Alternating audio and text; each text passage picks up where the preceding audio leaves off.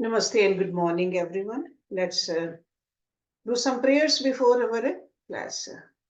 Om Guru Brahma, Guru Vishnu, Guru Devo Maheshwara, Guru Sakshat Parbrahma, Tasmai Shri Guruve Namaha. Om Bhur Swaha, Tatsavitra Varenyam, Bhargo Devasya Dhimahi, Diyo Yo Nah प्रचोदयात् अस्तो मा सद्गम्य तमसो मा ज्योतिर्गम्य मृत्युर्मामृतं गम्य ओम सहनावतु सहनौ भुनक्तु सह वीर्यं करवावहै तेजस्विनावधीतमस्तु मा विद्विषावहै ओम शांति शांति शांति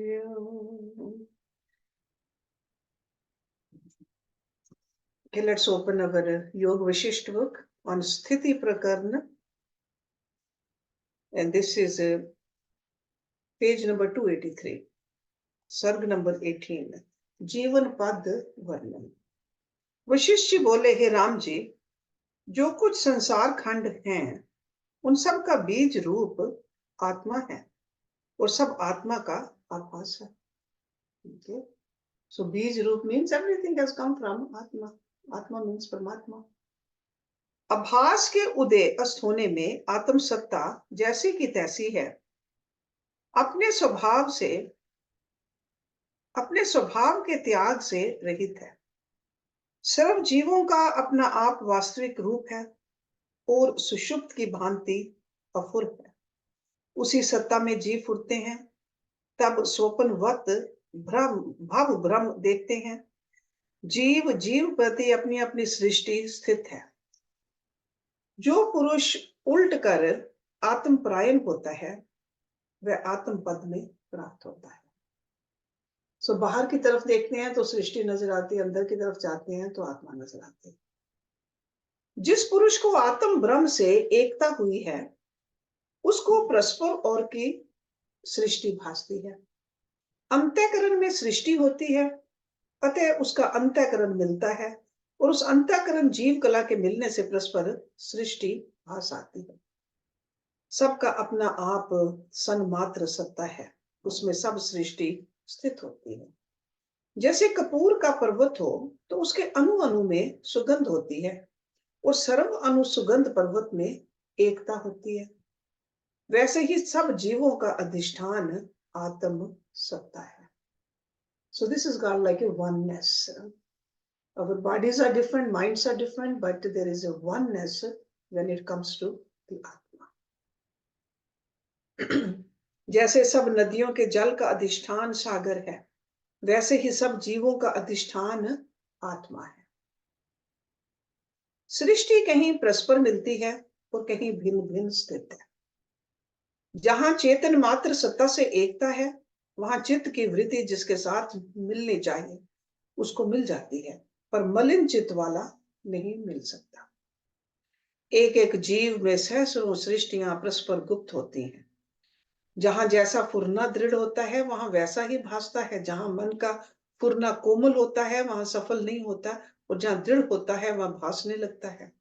हे राम जी, जब देह की भावना मिट जाती है, okay, so identification with the body, और तो प्राण पवन ही स्थित करने से चित्त की वृत्ति स्वभाव में स्थित होती है, और तब और के चित्त की चेष्टा अपने चित्त में फुराती है. और जब तक चित्त मलिन होता है और देह की भावना को जीव नहीं त्यागता, तब तक किसी पदार्थ से एकता नहीं होती. जिसका चित्त निर्मल होता है उसको जैसे और के चित्त का ज्ञान हो आता है, वैसे ही और सृष्टि में मिलने की भी शक्ति होती है, अशुद्ध को नहीं होती. सर्व जीवों की तीन अवस्थाएं होती हैं, जागृत, स्वप्न और सुषुप्ति. ये तीनों ही अवस्थाएं आत्मा में जीवित का लक्षण है. जैसे मृग तृष्णा की नदी की उर्मियां सूर्य की किरणों में है, वास्तव में उनका अभाव है, वैसे ही जीव को आत्मा में प्रमाद है, उससे तीनों अवस्थाओं में भटकता है. जब चित्त कला तुरिया में स्थित होती है, तब जीवन मुक्ति होती है. आत्म सत्ता स्वभाव में स्थित होने से आत्मा से एकता को प्राप्त होता है और सब जीव से सद्भाव सहदभाव होता है. जब अज्ञानी पुरुष सुषुप्ति रूप आत्म सत्ता से जागता है, अर्थात संसार को ताकता है, तब संसार को प्राप्त होता है। वह संसार में और संसार उसमें, इस प्रकार प्रमाद करके वह अनेक सृष्टियां देखता है। जैसे केले के खंभे से पत्र समूह निकल आता है, वैसे ही वह सृष्टि से सृष्टि को देखता है और शांति नहीं पाता, और जब उल्ट कर अपने स्वभाव में स्थित होता है, तब नानत्व भाव मिट जाता है और शांत रूप होता है, जैसे केले के भीतर शीतल होता है। हे राम जी, संसार के समूह भासते हैं तो भी आत्मा में द्वैत नहीं।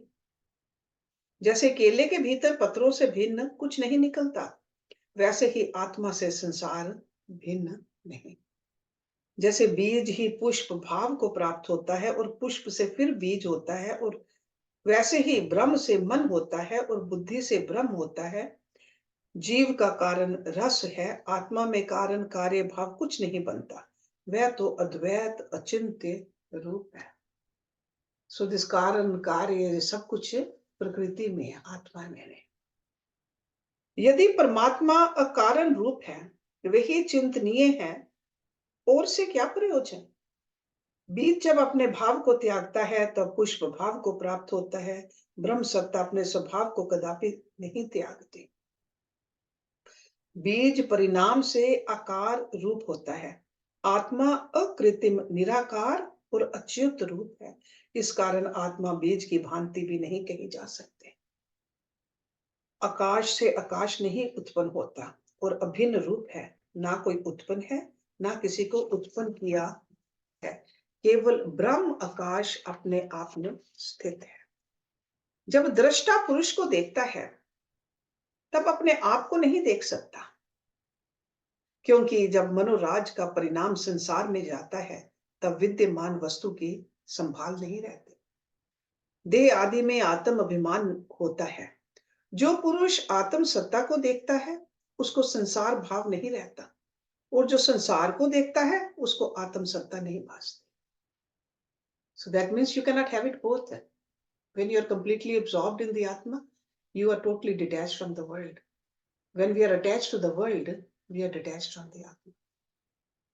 Even though Atma is there, but we are not connected with it in the sense.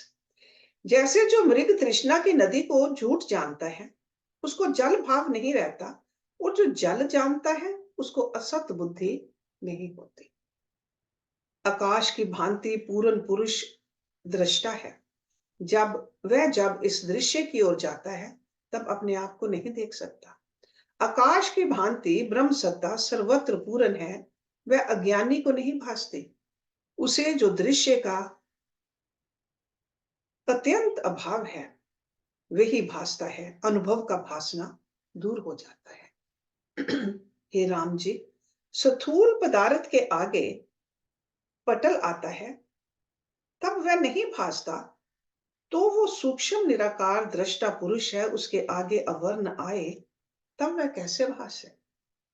जो दृष्टा पुरुष है वह अपने ही भाव में स्थित है, दृश्य भाव को नहीं प्राप्त होता। दृश्य भासता है तब दृष्टा नहीं दिखाई देता, और दृश्य कुछ वस्तु है नहीं। सो दृश्य कुछ वस्तु है नहीं, इसका मतलब it's not really there, because it keeps on changing. दृश्य आज है कल नहीं होगी। इससे दृष्टा एक परमात्मा ही अपने आप में स्थित है, जो आत्म रूप सर्वशक्तिमान देव है। जैसा फुरना उसमें होता है वैसा ही शीघ्र भास आता है। जैसे वसंत ऋतु में एक रस अनेक रूपों को धारता है और उससे टास फूल फल होते हैं, वैसे ही एकात्म सत्ता अनेक जीव देह होकर भासती है। जैसे अपने ही भीतर अनेक स्वप्न भ्रम देखता है, वैसे ही अहम आदि संसार दृश्य भ्रम का अनुभव ही प्राप्त होता है, और स्वरूप से और कुछ नहीं हुआ।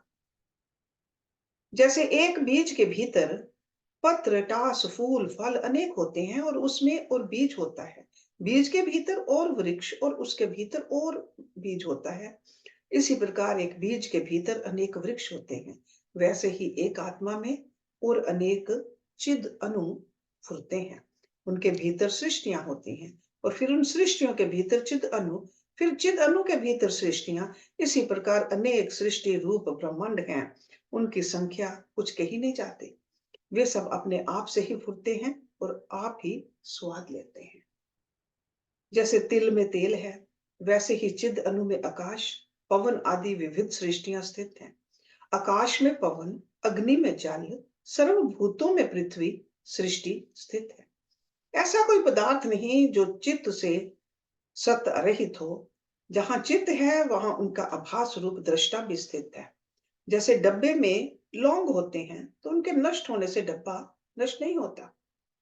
जैसा जैसा उसमें फुरना होता है वैसा ही वैसा स्थित होता है। सबका अधिष्ठान रूप आत्मा है। जैसे कमल को पूर्ण करने वाला जल है, उससे सब फुर्ती पाते और प्रकाशते हैं, वैसे सब सृष्टि को सत्ता देने वाला और आश्रय रूप आत्म तत्व है। ये संसार दीर्घ स्वप्न रूप अपने अनुभव से उदित हुआ है, जो बाह्य रूप होकर भासता है। उस स्वप्न से और स्वप्न अंतर होता है और उसके आगे और स्वप्न होता है। इसी प्रकार सृष्टि की स्थिति हुई। जैसे एक बीज से अनेक पेड़ होते हैं, वैसे ही एक चिद अणु में अनेक सृष्टियां स्थित हैं।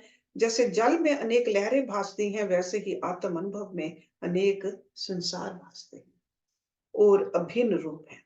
इससे द्वैत भ्रम को तुम त्याग दो। ना कोई देश है, न काल क्रिया है, केवल एक अद्वैत आत्म सत्ता अपने आप में स्थित है। जैसे आकाश में आकाश स्थित है, वैसे ही आत्म सत्ता अपने आप में स्थित है। ब्रह्मा से कीट पर्यंत जो संसार भासता है, वे एक परमात्मा ही अपने आप में किंचन रूप होता है। जैसे एक रस सत्ता ही कहीं फल और सुगंध सहित भासती है और कहीं काष्ठ रूप को प्राप्त होती है, वैसे ही एक परमात्मा सत्ता कहीं चैतन्य और कहीं जड़ रूप होकर दिखाई देता है। जो सर्वगत अविनाशी आत्मा है, वही सबका बीज रूप है और उसी के भीतर सब संसार स्थित है। पर जिसको आत्मा का प्रमाद है, उसको नाना रूप भासता है। प्रमाद ओवर हियर मीन्स जिसको उसका पता नहीं है, who is like a careless about it।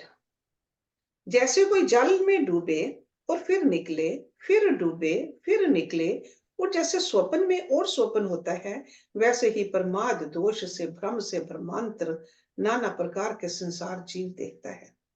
संसार और आत्मा में कुछ भेद नहीं है, क्योंकि संसार कुछ है नहीं, आत्मा ही संसार सा होकर भासता है। जैसे विचार रहित को सुवर्ण में भूषण बुद्धि होती है और विचार करने से भूषण बुद्धि नष्ट हो जाती है, स्वर्ण ही भासता है, वैसे ही जो विचार से रहित है, उसको ये संसार के पदार्थ भासते हैं कि ये मैं हूं, ये संसार है, ये उत्पन्न है और ये लीन होता है। और जिसको सत्संग और शास्त्र के संयोग से विचार उद्भूत है, उसकी भोग तृष्णा प्रतिदिन घटती जाती है और आत्म विचार दृढ़ होता जाता है। So it's like a detachment from this material world, slowly slowly, और आत्म विचार दृढ़ होता जाता है।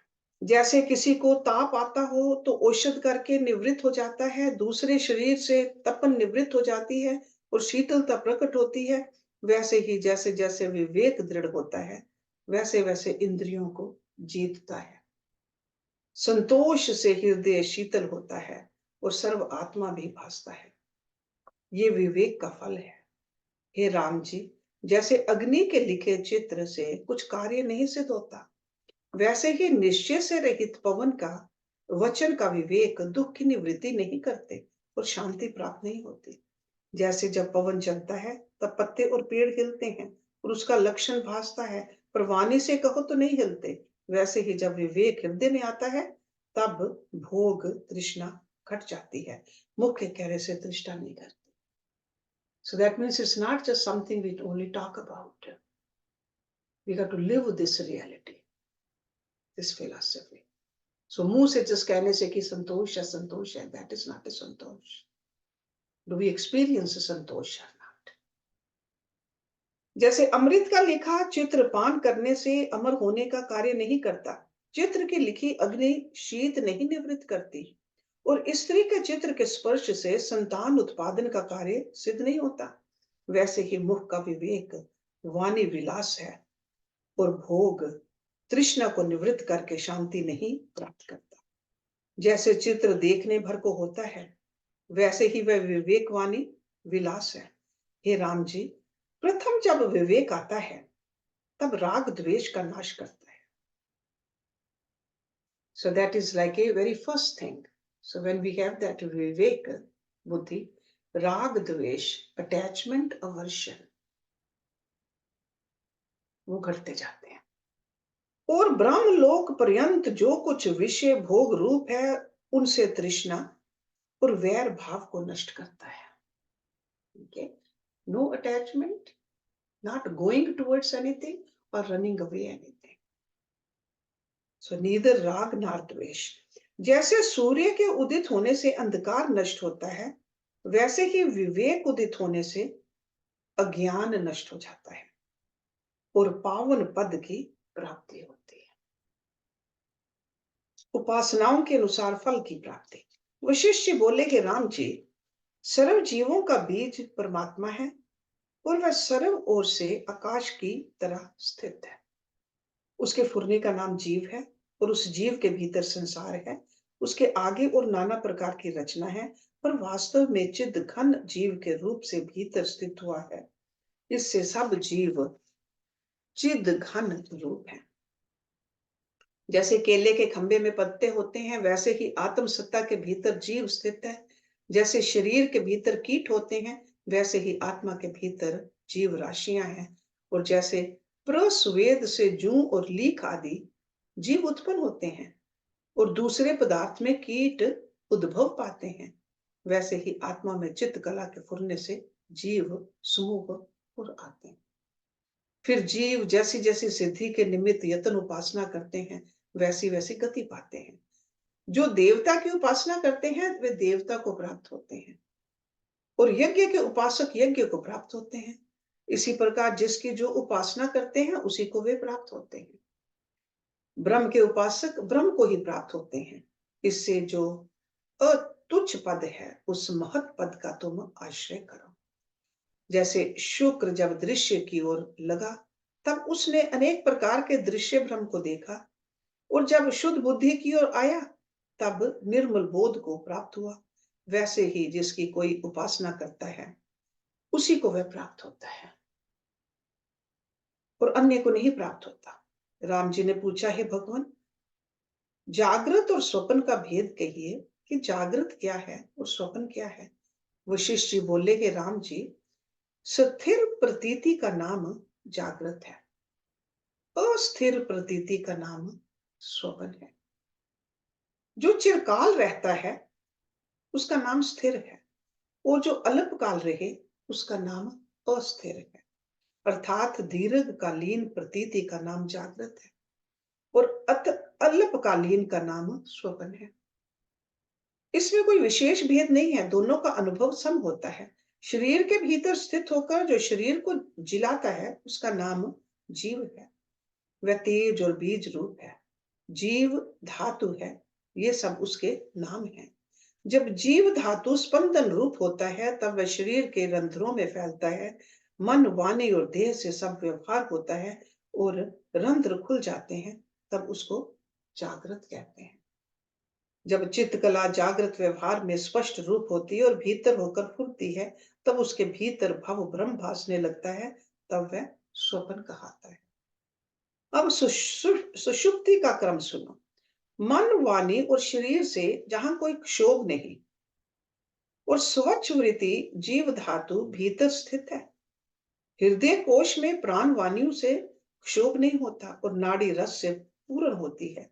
उस मार्ग से प्राण आने जाने से रहित होते हैं और क्षोभ से रहित समवायु चलता है। उसका नाम सुषुप्ति है। जैसे निर्वात एकांत स्थल में दीपक उज्जवल प्रकाशता है, वैसे ही वहां संवित सत्ता अपने आप का अनुभव कर लेती है। जैसे तिलों में तेल स्थित होता है, वैसे ही जीव संवित कलना से जो कल्पता है, वह उस काल में अपने आप में स्थित होता है।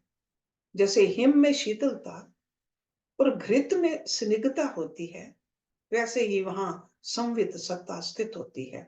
उसका नाम सुषुप्ति अवस्था है। जड़ रूप उस सुषुप्ति अवस्था से जागकर दृश्य भाव को ना प्राप्त हो और निर्विकल्प प्रकाश में स्थित हो, वह ज्ञान रूप तुर्य है।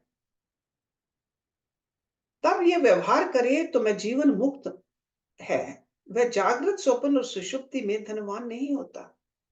हे राम जी, आत्म सत्ता से फुरना होने पर स्वरूप विस्मरण होता है और फुरना दृढ़ होकर स्थित होता है।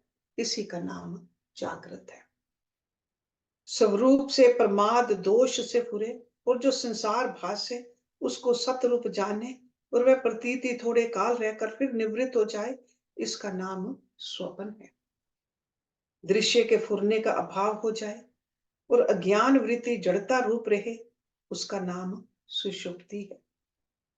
अनुभव में ज्ञान स्थित रहे और जागृत स्वप्न सुषुप्ति का व्यवहार हो, पर निश्चय में इनका सद्भाव रंच मात्र ना हो, केवल ज्ञान में अहम प्रतीति हो और वृत्ति उससे चलायमान न हो, उसका नाम तुरीय पद है। उसमें स्थित हुआ जीवन मुक्त होता है। जागृत स्वप्न और सुषुप्ति अवस्थाओं में जीव स्थित होते हैं।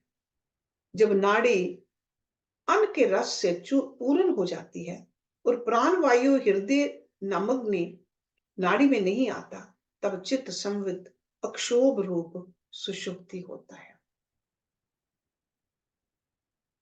जब अन्न उस नाड़ी से पचता है और प्राण वायु चलने लगता है, तब चित्त संवित क्षोभ रूप फूलने लगता है और उस फूलने से अपने भीतर ही बड़े भवभ्रम देखता है, जैसे बीज से वृक्ष होता है।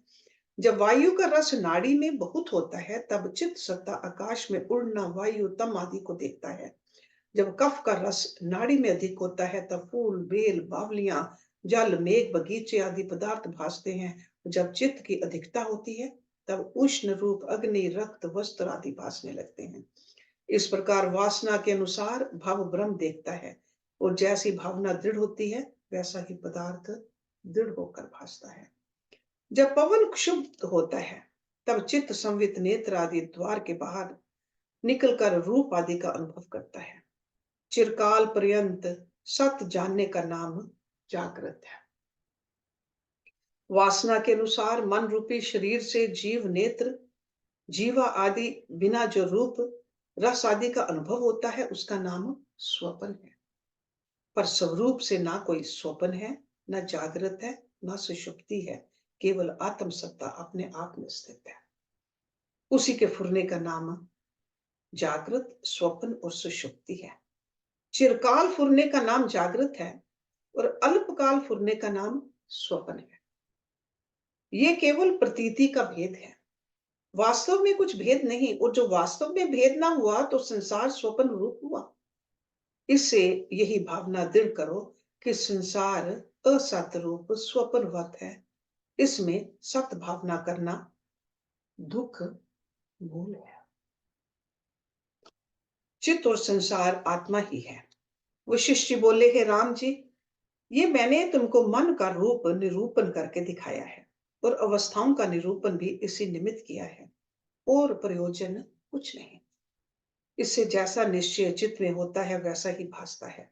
जैसे अग्नि में लोहा डालो तो अग्नि रूप हो जाता है, वैसे ही मन जिस पदार्थ से लगता है उसी का रूप हो जाता है। भाव, अभाव, ग्रहण, त्याग सब मन से ही होते हैं। ना कोई सत्य है ना असत्य है, केवल मन की चपलता से सब फूलते हैं। मन के मोह से संसार भासता है और मन के नष्ट होने से नष्ट हो जाता है। जो मलिन मन है, वह अपने फुरने से संसार रचता है। ये मन ही पुरुष है, इसको तुम अशुभ मार्ग में ना लगाना। जब मन को जीतोगे, तब सब संसार में तुम्हारी जय होगी। मन के जीतने से सारा संसार जीता जाता है और तब बड़ी विभूति प्राप्त होती है। जो शरीर का नाम पुरुष होता, तो शुक्र का शरीर बड़ा था। Shukra is the story we just read earlier. Okay, वह दूसरा शरीर ना रचता, पर उसका शरीर तो वहां पड़ा रहा और मन अन्य शरीर को रचता रहा। इससे शरीर का नाम पुरुष नहीं, मन का नाम पुरुष है। शरीर चित्त का क्रिया होता है, शरीर का क्रिया चित्त नहीं होता। जिस ओर चित्त जा लगता है उसी पदार्थ की प्राप्ति होती है, इसमें संशय नहीं। इससे ये अति तुच्छ पद है। आत्म सत्ता का चित्त में सदा अभ्यास करो और भ्रम को त्याग दो। जब मन दृश्य की ओर संसरता है तब अनेक जन्म के दुखों को प्राप्त होता है, और जब आत्म उन्मुख होता है तब परम पद को प्राप्त होता है। इससे दृश्य भ्रम को त्याग कर आत्म पद में स्थित हो जाओ। So again and again he's just telling us that in reality we are the Atma and we got to just realize that. Okay, आत्म पद, मन ही सब कार्यों का बीज है। राम जी ने पूछा, हे भगवान सर्व धर्मों के वेता, जैसे सागर में उर्मियां उत्पन्न होकर फैल जाती हैं, वैसे ही मेरे हृदय में एक बड़ा संशय उत्पन्न होकर फैल गया है कि देश काल और वस्तु के परिच्छेद से रहित नित्य निर्मल विस्तृत और निराम्य आत्म सत्ता में मलिन संवित मन नामक कहां से आया और कैसे स्थित हुआ, जिससे भिन्न कुछ वस्तु नहीं है और ना आगे होगी, उसमें कलंक कहां से आया। वशिष्ठ जी बोले, हे राम जी तुमने भला प्रश्न किया। अब तुम्हारी बुद्धि मोक्ष भागी हुई है। जैसे नंदन वन के कल्प वृक्ष में कल्प मंजरी लगती है, वैसे ही तुम्हारी बुद्धि पूर्व अपर के विचार से जागी है। अब तुम उस पद को प्राप्त होगे जिस पद को शुक्र आदि प्राप्त हुए हैं। तुम्हारे इस प्रश्न का उत्तर मैं सिद्धांत काल में दूंगा, और उस काल में तुमको आत्म पद हस्तामलकवत भासेगा। हे राम जी, सिद्धांत का प्रश्न उत्तर सिद्धांत काल में शोभित होता है, और जिज्ञासु का प्रश्न उत्तर जिज्ञासु काल में शोभित होता है। So that means you can understand only at the right time. So he says सिद्धांत काल में, जैसे वर्षा काल में मयूर की वाणी शोभती है और शरद काल में हंस की वाणी शोभती है, जैसे वर्षा काल के नष्ट हुए स्वाभाविक ही आकाश की नीलिमा भासती है और वर्षा काल में मेघ की घटा शोभती है, वैसे ही प्रश्न उत्तर भी है। जैसा समय हो वैसा ही शोभता है।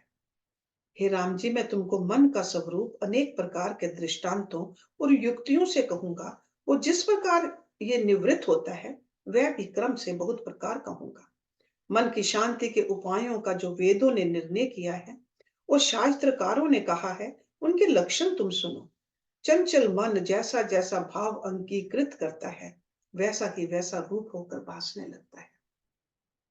जैसे पवन जैसे सुगंध से मिलता है वैसा ही उसका स्वभाव हो जाता है, और जैसे जल जिस रूप से मिलता है वैसा ही होकर भासता है, वैसे ही मन जिस पदार्थ में मिलता है उसका रूप हो जाता है। मन से रहित जो शरीर से क्रिया करता है उसका फल कुछ नहीं होता, और जो मन से करता है उसका पूर्ण फल होता है। जिस ओर मन जाता है उसी ओर शरीर भी लग जाता है। बुद्धि और इंद्रियां जो मन रूप हैं, वे यदि क्षोभ को प्राप्त हों और देह तथा इंद्रियां स्थिर हों तो भी कार्य होता है, पर यदि मन क्षुब्ध ना हो और कर्म इंद्रियां क्षुब्ध हो तो कार्य नहीं होता। जैसे धूल को क्षोभ हो तो पवन बिना आकाश को उड़ नहीं सकती, और पवन को क्षोभ हो तो चाहे जैसी धूल स्थित हो उसको उड़ा ले जाती है, वैसे ही देह पड़ी रहती है। मन अपने फुरने से स्वप्न में अनेक अवस्थाओं को प्राप्त होता है, और जागृत में भी जिस ओर मन फुरता है देह को भी वही ले जाता है। इससे सब कार्यों का बीज मन ही है, और मन से ही सब कर्म होते हैं। मन और कर्म परस्पर अभिन्न रूप हैं। जैसे फूल और सुगंध अभिन्न रूप हैं, वैसे ही मन और कर्म हैं। जिस कर्म का अभ्यास मन में दृढ़ होता है उसी की शाखा फैलती है, उसी फल को प्राप्त होता है और उसी स्वाद का अनुभव करता है। जिस जिस भाव को चित्त ग्रहण करता है उसी भाव को प्राप्त होता है और उसी को कल्पना रूप मानता है। धर्म, अर्थ, काम, मोक्ष, ये चार पदार्थ हैं। उनमें जिसकी दृढ़ भावना मन करता है उसी को सिद्ध करता है। कपिल देव ने सब शास्त्र अपने मन ही की सत्ता से ही बनाए हैं। उन्होंने निर्णय किया है कि प्रकृति अर्थात माया के दो स्वभाव हैं, एक अनुलोम परिणाम और दूसरा प्रतिलोम परिणाम। जब प्रतिलोम परिणाम होता है तब दृश्य भाव प्राप्त होता है और अनुलोम परिणाम से अंतर्मुख आत्मा की ओर आता है। आत्मा शुद्ध रूप है, इससे आत्मा की ओर अनुलोम परिणाम ही मोक्ष का कारण है और कोई उपाय नहीं। वेदांतवादियों ने यह निश्चय किया है कि यह सर्व ब्रह्म ही है। शम दम आदि से जब मन संपन्न होता है तब यह निश्चय होता है कि सर्व ब्रह्म है। उनके चित्त में यही निश्चय है, ब्रह्म ज्ञान के अतिरिक्त और किसी यत्न से मोक्ष नहीं होता। विज्ञानवादी कहते हैं कि जब तक बुद्धि फुरती है तब तक संसार है, और जब ये अपने स्वभाव में फुरती है तब उस काल में स्वरूप में स्थिति होती है। जब ये काल आएगा तब मोक्ष की प्राप्ति होगी। अरहंत जी जो बड़े हैं उनको अपने निश्चय अनुसार भासता है।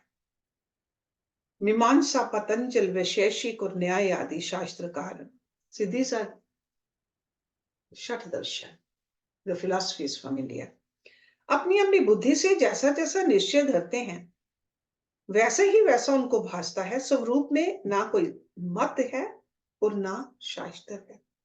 इसका कारण मन है। मन को ही अंगीकृत करके सब मत डूबे हैं। ना नीम कटु है, ना मधु मीठा है, ना अग्नि उष्ण है और ना चंद्र शीतल है। जैसा जैसा जिसके मन में निश्चय होता है वैसा ही वैसा उसको भासता है। किसी को नीम प्यारी होती है और मधु कटु लगता है। नीम के कीट को मधु नहीं रुचता, तो क्या मधु कटु हो गया? विरहिणी स्त्री को चंद्र अग्निवत भासता है और चकोर अग्नि का भक्षण कर लेता है। निदान जैसी जैसी भावना पदार्थ में होती है वैसा ही वैसा होकर भासता है। सब जगत भावना मात्र है। जिस पुरुष को दृश्य में भावना है वह अनेक दुख और भ्रम देखता है, और जिसको शाम दम आदि साधन से अकृत्रिम पद की प्राप्ति होती है और मन तदाकार हुआ है वह शांति युक्त होता है। दूसरा उस सुख को नहीं प्राप्त होता है। हे राम जी, ये संसार दृश्य तुम्हारे मन के स्मरण में स्थित हुआ है तो तुच्छ रूप है, इसको मन से त्याग करो। ये सुख दुख आदि महाभ्रम देने वाले हैं और ये संसार अपवित्र और असत तथा मोह रूप महाभय का कारण है। आभास माया मात्र और अविद्या रूप है, इसकी भावना भय का कारण है। समस्त विश्व के साथ संवित की तन्मयता होती है तब उसका नाम कर्म बुद्धीश्वर कहते हैं। जब दृष्टा को दृश्य से संयोग होता है तब बड़े मोह का प्राप्त होता है। दृश्य से मिलकर ब्रह्म अनात्म में आत्माभिमान करता है और देह आदि को अपना आप जानता है। संसार रूप मद से जीव उन्मत्त हो जाता है और इसको स्वरूप की संभाल नहीं रहती। इसी का नाम अविद्या बुद्धीश्वर कहते हैं। जो दृश्य से मिला है उसका कल्याण नहीं होता, और जिसके आगे मन का पटल है उसको स्वरूप का भान नहीं होता। पटल, पटल मीन्स पर्दा। जैसे मार्तंड के आगे जब मेघ का आवरण आता है तब वह नहीं भासता, वैसे ही मन के आवरण से आत्मा नहीं भासती। इससे मन रूपी आवरण को दूर करो। मन का रूप फुरना है, उसको संकल्प कहते हैं। जो जो संकल्प फुरे उनको त्याग दो, तो संकल्प होने से मन नष्ट होगा। हे राम जी, जब तुम सर्व भाव और सर्व पदार्थों में असंग होंगे तब दृष्टा पुरुष प्रसन्न होगा और उसमें तुमको निर्विकल्प चिदात्मा की प्राप्ति होगी। जहां ना विश्व की सत्ता है, ना सुख है और ना दुख है, केवल अद्वैत भाव है जो अपने आप में प्रकाशता है। जब विश्व की भावना तुम्हारे हृदय से उठ जाएगी तब तुम निर्मल स्वरूप में स्थिर होगे और दृश्य भ्रम निवृत्त हो जाएगा। जैसे रज्जु के सम्यक ज्ञान से सर्प भ्रम नष्ट हो जाता है, वैसे ही चिद आत्मा के सम्यक ज्ञान से जगत भ्रम नष्ट होगा। इससे तुम दृश्य भावना का त्याग कर चिदात्मा की भावना करो। जैसी भावना होती है वैसे ही भासता है। यदि प्रथम भावना को त्याग कर और भावना करे तो प्रथम का अभाव हो जाता है। जैसे दिन होने से रात्रि का अभाव हो जाता है, वैसे ही आत्म भावना से दृश्य भावना का अभाव हो जाता है। जैसे लोहे को लोहा काटता है, वैसे ही भावना को भावना काटती है। इससे अतुच्छ, निरूपादि और निसंशय पद का आश्रय ग्रहण करो। जब उसकी भावना दृढ़ होगी तब तो भ्रम रहित सिद्ध पद को प्राप्त होंगे। हे राम जी, तुम्हारा आत्म स्वरूप है, तुम बुद्धि आदि की कल्पना मत करो। जैसे बालक से कहो कि शून्य में सिंह है तो वह डर जाता है, वैसे ही जब शून्य शरीर आदि में विचार से बुद्धि नहीं आती और ये मैं हूं, ये और है आदि जो कल्पना होती है, वे ऐसी हैं जैसे बालक को अपनी परछाई में वैताल की कल्पना होती है। अपनी कल्पना के वश भाव अभाव शुभ अशुभ क्षण क्षण में प्राप्त होते हैं और कोई सत्य रूप कोई असत रूप भासते हैं। जैसी जैसी भावना होती है वैसा ही वैसा भासता है। पर स्त्री में जब काम बुद्धि होती है तब स्पर्श से स्त्रीवत आनंददायिका होती है, और जो स्त्री में माता की भावना करता है तो उससे काम बुद्धि जाती रहती है। इससे देखो जैसी जैसी भावना होती है वैसा ही वैसा होकर भासता है। भावना के अनुसार फल होता है और तत्काल उसी आकार को देखता है। ऐसा पदार्थ कोई नहीं जो सत्य नहीं और ऐसा कोई नहीं जो असत्य नहीं। जैसा जैसा किसी ने निर्णय किया है वैसा ही वैसा उसको भासता है। इससे इस विश्व की भावना को त्याग कर स्वरूप में स्थित हो। हे राम जी, मणि में जो प्रतिबिंब पड़ता है उसको मणि दूर नहीं कर सकते, पर तुम तो मणिवत जड़ नहीं हो, तुम चैतन्य रूप आत्मा हो। तुम में जो दृश्य का प्रतिबिंब पड़ता है उसको त्यागो। जो संकल्प दृश्य का उठे उसको असत रूप जानकर त्याग दो और प्रकृत व्यवहार जो समक्ष हो उनको करो और मणि की तरह भीतर से रंजन से रहित हो रहो। जैसे मणि में प्रतिबिंब बाहर आ पड़ता है और भीतर रंग नहीं चढ़ता, वैसे ही बहिर्दृष्टि व्यवहार तुम्हारे में भासे पर राग द्वेष हृदय स्पर्श ना करे। दृढ़ बोध से सभी दोषों का निवारण। वशिष्ठ बोले, हे राम जी, जब जीव को संतों के संग और सत शास्त्रों के विचार से विचार उपजता है तब दूसरी ओर से वृत्ति निवृत्त होती है और संसार का मनन भी निवृत्त हो जाता है। विवेक रूपी बुद्धि उदित होती है और दृश्य में त्याग बुद्धि होती है तथा दृष्टा आत्मा में अंगीकार बुद्धि होती है। दृष्टा पुरुष प्रकट होता है और दृश्य अदृष्टा को प्राप्त होता है। अर्थात दृष्टा के लक्ष्य से दृश्य को जीव असत रूप जानता है। जब ये पुरुष ज्ञात ज्ञेय होता है तब परम तत्व में जाता है और संसार की ओर से घन सुषुप्ति मृतक की भांति हो जाता है और संसार की ओर से वैराग्य भोग में अभोग और रस से निरस बुद्धि आ जाती है। जब ऐसी बुद्धि होती है तब मन अपनी सत्ता को त्याग कर आत्म रूप होता है। जैसे हिम का पुतला सूर्य के तेज से जल रूप हो जाता है, वैसे ही जब मन में संसार की सत्यता होती है तब उस फुरने से जड़ हो जाता है। जब विवेक रूपी सूर्य उदित होता है तब मन गल कर आत्म रूप हो जाता है। जब तक मरुस्थल में धूप होती है तब तक वहां से मृग तृष्णा की नदी नष्ट नहीं होती और जब वर्षा होती है तब नष्ट हो जाती है।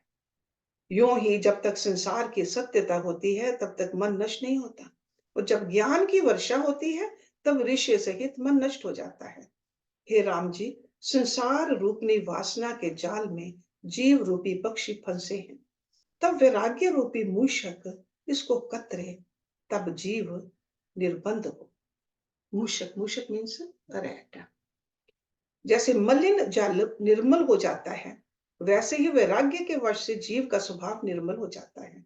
जब जीव निराग निरूपाधि के संग और राग द्वेष और मोह से रहित होता है तब जैसे पिंजड़े के टूटने पर पक्षी निर्बंध होता है वैसे कि जीव निर्बंध हो जाता है।